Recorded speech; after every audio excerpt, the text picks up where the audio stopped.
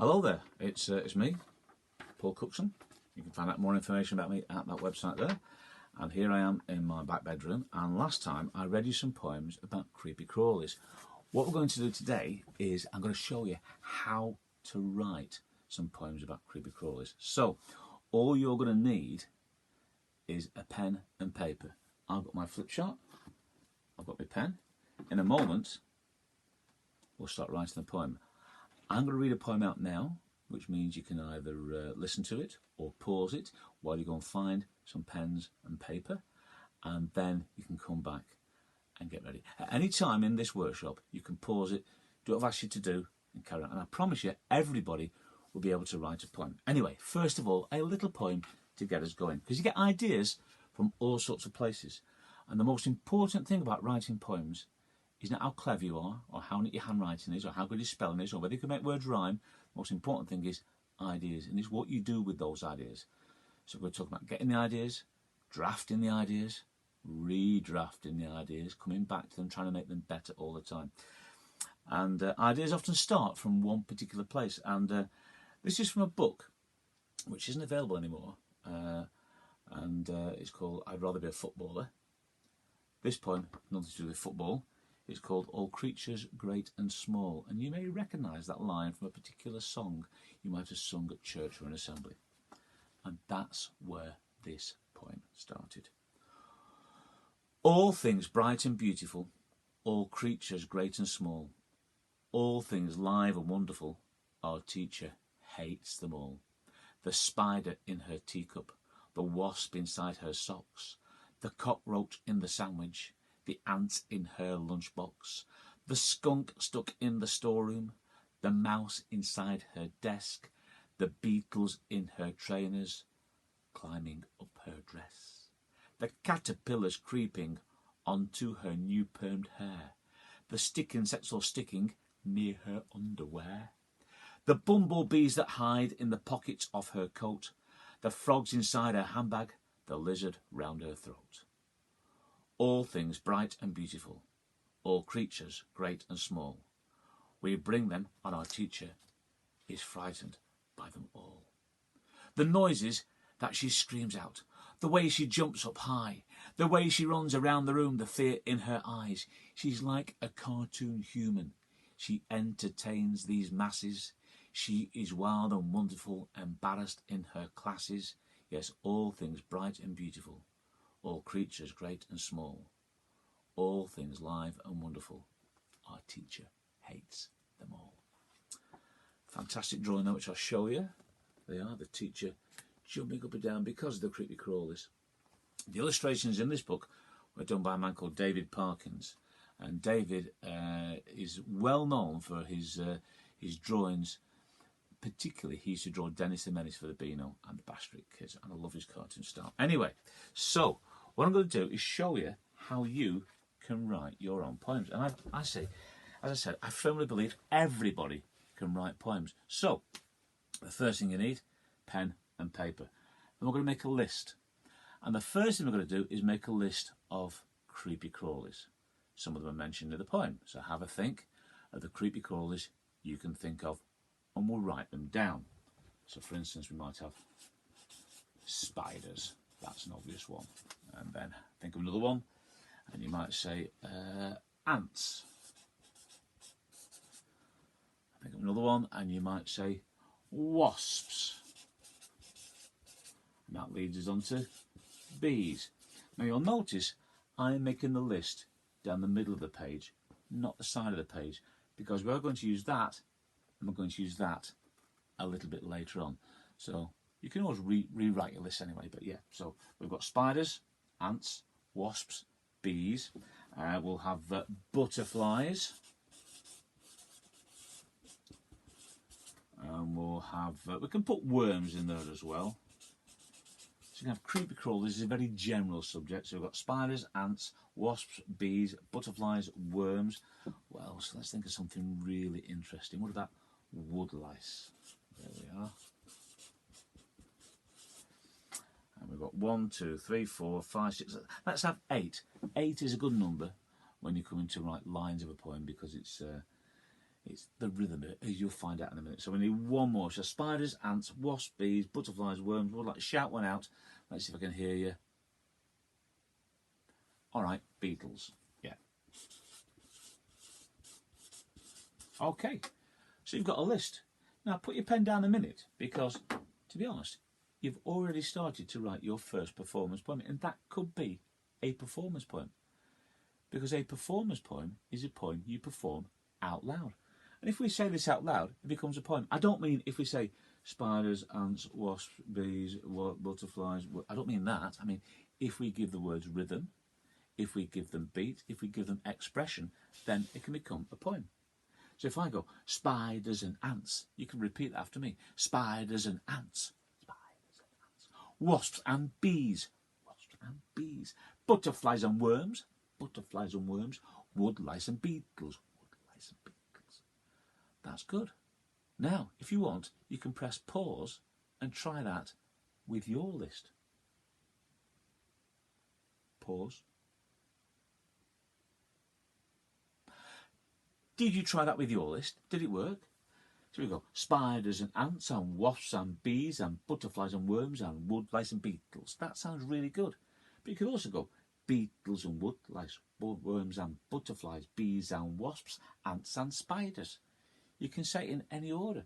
And then you'll start noticing things like worms and woodlice and wasps begin with W.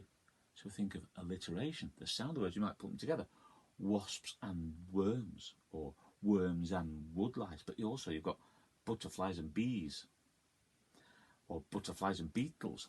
I think butterflies and beetles probably sounds a bit better than butterflies and bees. One of my favourite definitions of poetry is the best words in the best order, and that's what you've got to think about. However, that's not what we're going to do. You know, that's our first set of ideas. What we're going to do now is we're going to add some words onto these that end in ing. So we need to think of what are each of these creatures doing. What do spiders do? Well, you might say they climb, or they swing, or they spin. Okay, so you could have spiders climbing, or spiders spinning, or spiders swinging. I like spiders swinging because I like spiders spinning as well, actually, because you've got the alliteration. So I'm going to put spiders spinning. So whatever's on your first one on your list, try and think of an ing word. Write that down. So you have a creepy crawly, and then what it's doing. Okay? Now, if we say it out loud now, spiders spinning. Say it after me. Spiders spinning. Right? You get the rhythm. We're not just going spiders spinning, we go spiders spinning. Brilliant. The rule is you can't use any word more than once. I know ants don't spin. But if you put spiders climbing, ants can climb as well. So we couldn't put that. So what we'll do, we'll put ants climbing here. So we've got spiders spinning, ants climbing. Write down your next one. Okay? Now, wasps. What do wasps do? Well, they're horrible and they sting you. So wasps stinging. But then again, if we come to bees, we know that bees, they also sting us. We can't put stinging. So what about the noise they make, or what about how they move? You could put flying. So then we've got spiders spinning, ants climbing, wasps stinging, bees flying. That sounds really good. Nice and tight rhythm there. Try it with yours. Put me on pause if you want. Pause. You haven't paused me properly, have you? I'm still moving. Anyway. Spiders spinning, ants climbing, wasps stinging, bees flying. Okay, moving on. Butterflies, they also fly. So you can't put flying. So how else do butterflies move? Well, you might say they flap. And some of you out there will be saying, I know, they flutter. So butterflies fluttering sounds really good.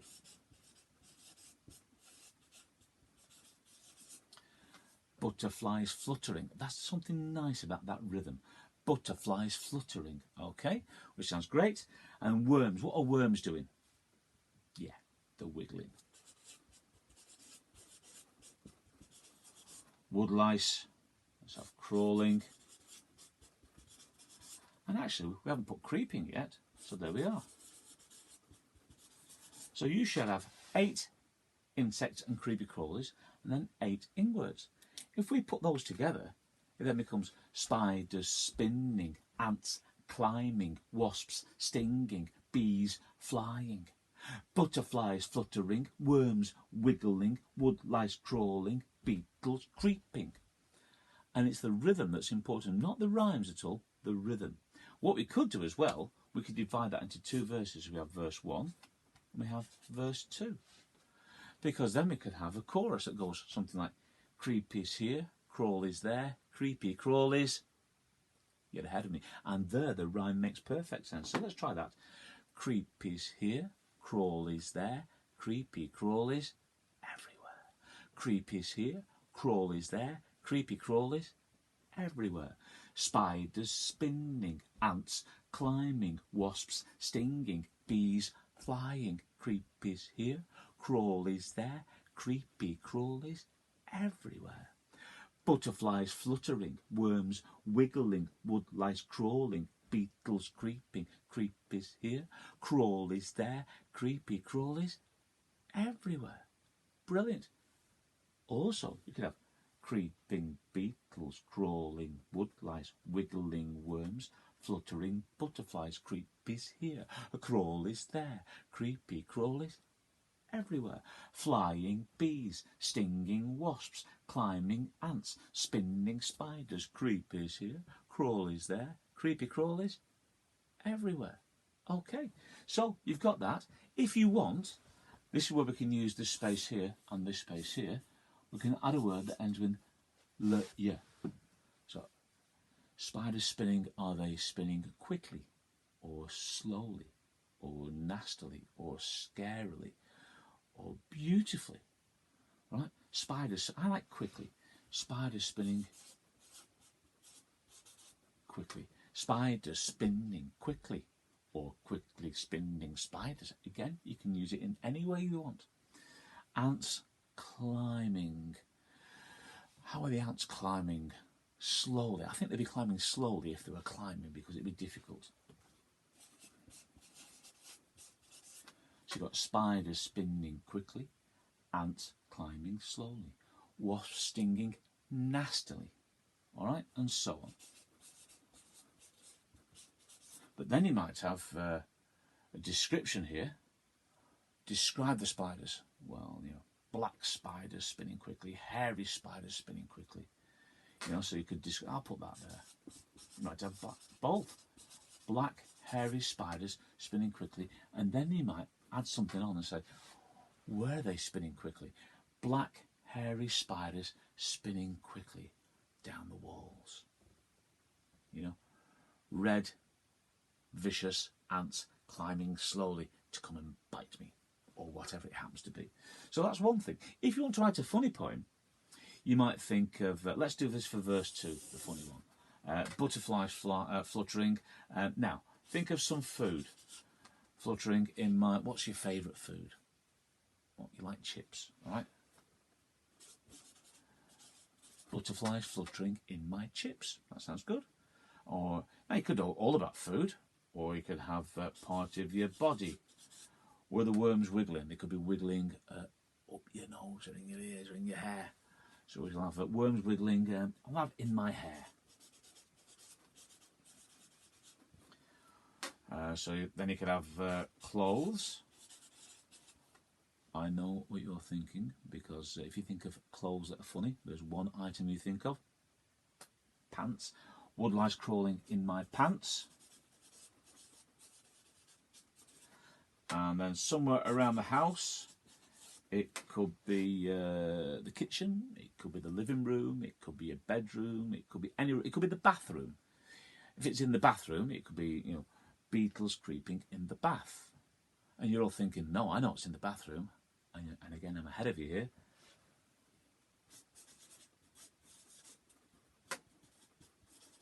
So then you go, butterflies fluttering on my chips, worms wiggling in my hair, Wood lies crawling in my pants. Beetles creeping in the toilet. Creepies here, crawlies there. Creepy crawlies everywhere. And you can build up your own poem. You'll have other ideas. You might think of other places besides food, body, clothes and house where they might wiggle. Or you might want to write a descriptive poem. Or you might even want to write a kenning.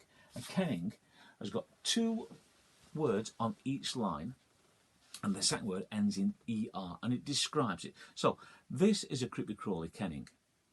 Who am I? Stripy pullover. Sharp stinger. Buzzing buzzer. Honey bringer. And of course, it's a bee, because a bee was a stripy pullover. Well, it's not a pullover, you know what I mean.